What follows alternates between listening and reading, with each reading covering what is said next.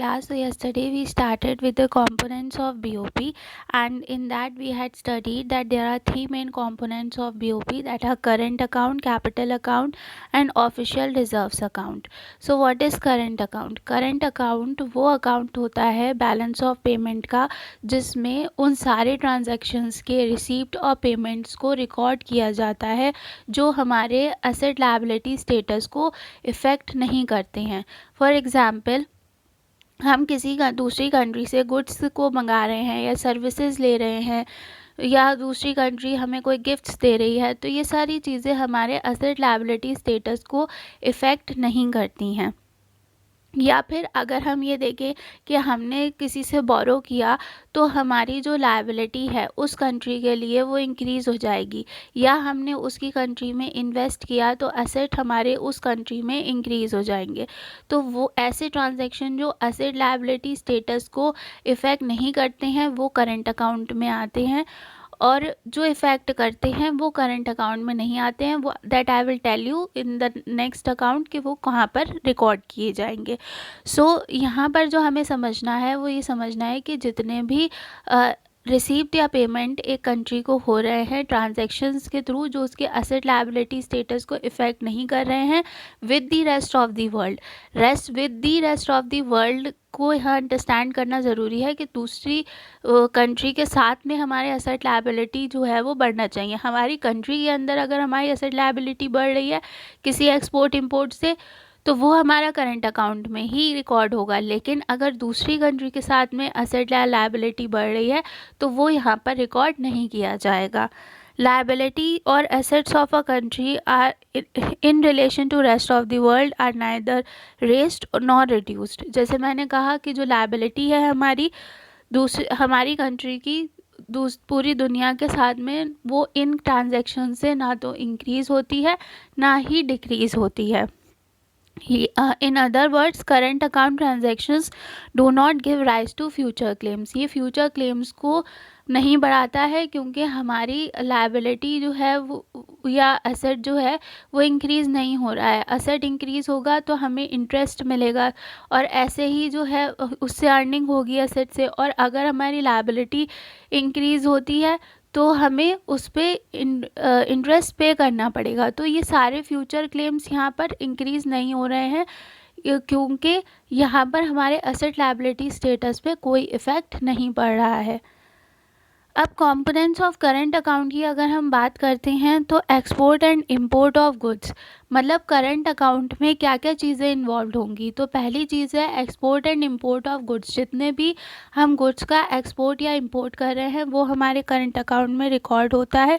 इसको हम मर्चेंडाइज या फिर विजिबल ट्रेड कहते हैं. विजिबल ट्रेड वो ट्रेड होता है जिसमें जो गुड्स होते हैं इस ट्रेड में वो टेंजिबल होते हैं, एंड हम उन्हें देख सकते हैं जब वो हम बॉर्डर्स को क्रॉस कर रहे होते हैं. जैसे हम एक्सपोर्ट इंपोर्ट कर रहे हैं सेलुलर फ़ोन्स का, तो वो जो है वो हमारे विजिबल ट्रेड में आता है, क्योंकि यहाँ पर जो गुड्स हैं हम उनको देख सकते हैं, वो टेंजिबल हैं, उनका कोई शेप है, साइज़ है, वेट है. उसके बाद export and import of services. Export and import of services भी हमारे करंट अकाउंट में आती हैं. इनको हम इनविजिबल ट्रेड कहते हैं, क्योंकि ये टेंजिबल नहीं होती हैं और इनको हम बॉर्डर्स को क्रॉस करते हुए नहीं देख सकते हैं. जैसे हम दूसरी कंट्री से बैंकिंग सर्विसेज ले रहे हैं या दूसरी कंट्री को इंश्योरेंस सर्विसेज दे रहे हैं, तो ये सारी चीज़ें हमारे करंट अकाउंट में रिकॉर्ड होती हैं. अब यहाँ दोनों चीज़ों को अगर हम देखें तो दोनों ही हमारे एसेट और लायबिलिटी को ना तो इंक्रीज़ कर रही हैं ना ही डिक्रीज़ कर रही हैं, इसलिए ये करंट अकाउंट में रिकॉर्ड होती हैं. एंड द लास्ट कंपोनेंट जो करंट अकाउंट का होता है वो होता है करंट ट्रांसफ़र्स. करंट ट्रांसफ़र्स को हम यूनिलेटरल ट्रांसफ़र्स भी कहते हैं, और ये ट्रांसफ़र्स फॉर फ्री होते हैं. ओके, या फिर हम इन्हें वन वे ट्रांजैक्शन भी कह सकते हैं. मतलब अगर कोई कंट्री दूसरी कंट्री को कोई गिफ्ट दे रही है, ग्रांट दे रही है, या वो रेमिटेंसेस इसमें आ जाती हैं, मतलब जो हमारी कंट्री का कोई रेसिडेंट दूसरी कंट्री में है एंड वो वहाँ से अपने जो फैमिली मेम्बर्स हैं उनको कुछ गिफ्ट सेंड करता है, मनी सेंड करता है, वो रेमिटेंसेस होती हैं. तो वो सारी चीज़ें भी हमारे करंट ट्रांसफर्स में इंक्लूड होती हैं. मतलब ये जो है वो ये इनका अगर हमारी कंट्री में ये दूसरी कंट्री से आ रही हैं तो इनके लिए हमारी कंट्री कुछ पे नहीं करेगी, या हमारी कंट्री दूसरी कंट्री को कोई ऐसी गिफ्ट्स दे रही है, डोनेशंस दे रही है, तो वो उस दूसरी कंट्री उसके लिए हमें पे नहीं कर रही है। तो इस तरीके से ये वन वे ट्रांजैक्शंस हो जाते हैं, जिसके लिए दूसरी कंट्री को कुछ नहीं करना पड़ता है, उसके लिए फ्री ऑफ कॉस्ट होती है।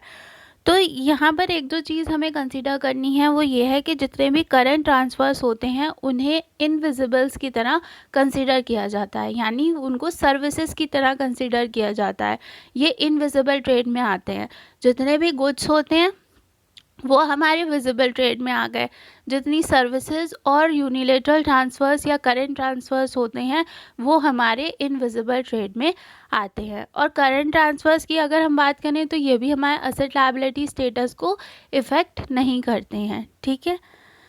Now the next component of balance of payment is capital account. तो कैपिटल अकाउंट में क्या रिकॉर्ड होता है? कैपिटल अकाउंट में उन ट्रांजैक्शंस के रिसीप्ट और पेमेंट रिकॉर्ड होते हैं जिनसे हमारी असेट लायबिलिटी स्टेटस पे कंट्री के इफ़ेक्ट पड़ता है in relation to rest of the world, ठीक है। या हम यहाँ ये कह सकते हैं कि capital account transactions leads to future claims. इसमें फ्यूचर क्लेम्स को मतलब फ्यूचर क्लेम्स क्रिएट हो जाते हैं। अगर हमने किसी से बोरो किया है तो हमें इंटरेस्ट पे करना है, हमने कहीं इन्वेस्ट किया है तो हमें वहाँ से उस पर मतलब इंटरेस्ट अर्न होगा।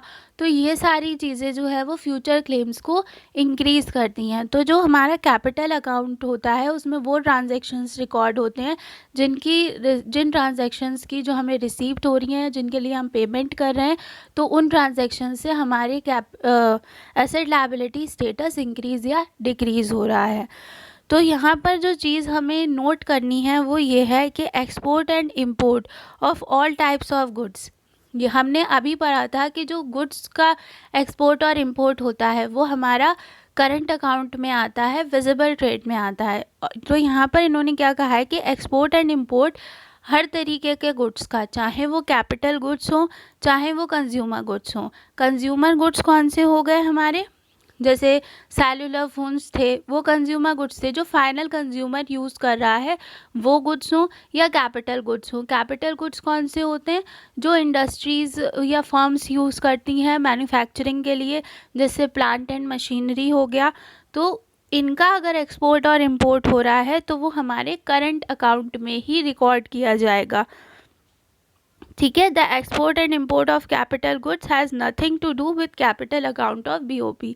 उनका कैपिटल अकाउंट से कोई मतलब नहीं है। अगर हम ये सोचें कि हमें जो है वो हमने प्लांट एंड मशीनरी खरीदी, हमारा असेट इंक्रीज़ हो गया, हमारा असेट इंक्रीज़ हुआ, लेकिन in relation to rest of the world तो असेट इंक्रीज़ नहीं हुआ।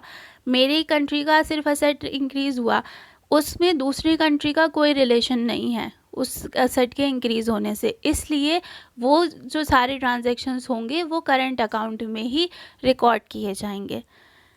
तो क्या चीज़ें आएंगी फिर कैपिटल अकाउंट में, वो हम स्टडी करते हैं। तो पहला होता है बोरोइंग। बोरोइंग जो है वो एक्सटर्नल कमर्शियल बोरोइंग हो सकती है या एक्सटर्नल असिस्टेंस हो सकती है। हम बोरो करते हैं तो हमारी कंट्री की लायबिलिटी दूसरी कंट्री के लिए इंक्रीज़ हो जाती है, ठीक है। या दूसरी कंट्री हमारी कंट्री से बोरो करती है तो उसकी जो लायबिलिटी है हमारी कंट्री के लिए वो इंक्रीज़ हो जाती है। तो in relation to rest of the world यहाँ पर जो सेंटेंस है वो एप्लीकेबल है, इसलिए जो बोरोइंग्स होती हैं वो हमारी कैपिटल अकाउंट में रिकॉर्ड की जाती हैं। एक्सटर्नल कमर्शियल बोरोइंग इज़ अच्छा, यहाँ पर जो हमने ये दो बताए हैं कि बोरोइंग्स दो तरीके की क्या होती हैं, तो ये दो तरीके की बोरोइंग्स क्या होती हैं?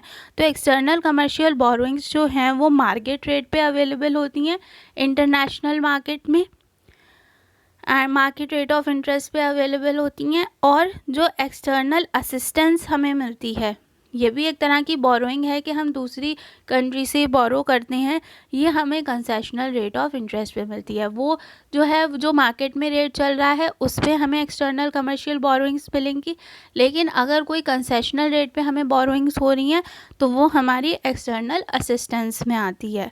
Borrowings from rest of the world raises are liability to the rest of the world.